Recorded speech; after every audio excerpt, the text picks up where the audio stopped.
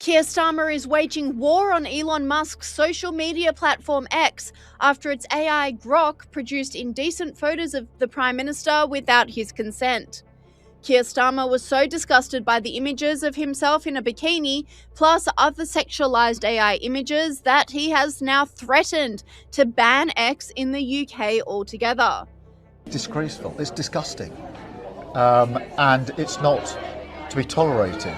X has got to get a grip of this, and Ofcom have at full support to take action in relation to this. This is wrong, it's unlawful, we're not going to tolerate it. I've asked for all options to be on the table. It's disgusting, and X need to get their act together, and we will take action on this because it's simply not tolerable.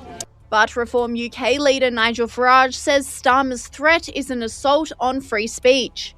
The thought of banning X from a government that's been attacking free speech and creating a two-tier society in our country, frankly, is appalling. Look, this feature clearly is horrible in every way, distasteful, sick. I get all of that. I know that X today have made some changes to say only paying subscribers can use the service. X will need to go further, but the thought of banning platforms, I mean, what is happening in 21st century Britain?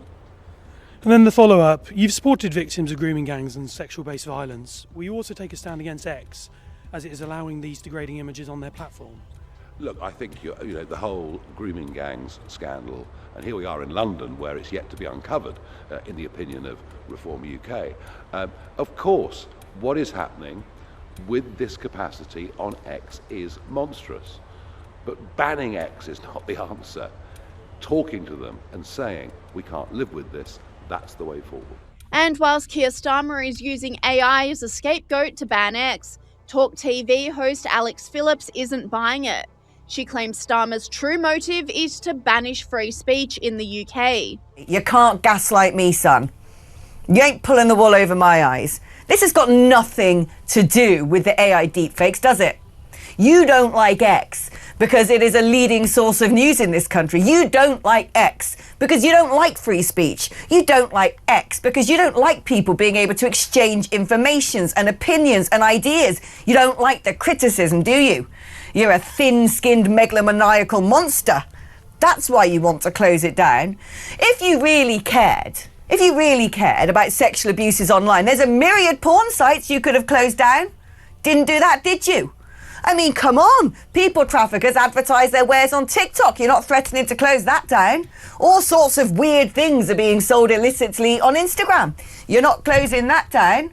There are paedophiles out there using platforms such as Snapchat to groom kids. You're not closing that down. And yet, the social media platform that is actually about news and information, and yes, a place, the public forum, where people can get together and, frankly, criticise you, that's the one you're going after? You ain't fooled me, son. We see you. We know what you're doing. This commentator agreed, saying, Alex is spot on as always. Dictator Keir isn't about protecting the UK and its citizens, he's about forcing his ideologies onto us and silencing us. So we have to bow down and accept it through fear and submission. Owner of X, Elon Musk, also lashed out at Starmer, calling him a fascist after the news dropped. Elon Musk is accusing the UK government of being fascist after stepping up their threats to ban the social media site X that he owns over AI-generated sexualized images. There have been growing concerns about the tool known as Grok being used to create deep fake images of people, even children, without their consent. The feud between Keir Starmer and Elon Musk goes way back, starting when Musk called out the British PM for being complicit in the rape of Britain. In January of 2025, he wrote on X, Starmer was complicit in the rape of Britain when he was head of Crown prosecution for 6 years. Starmer must go and he must face charges for his complicity in the worst mass crime in the history of Britain.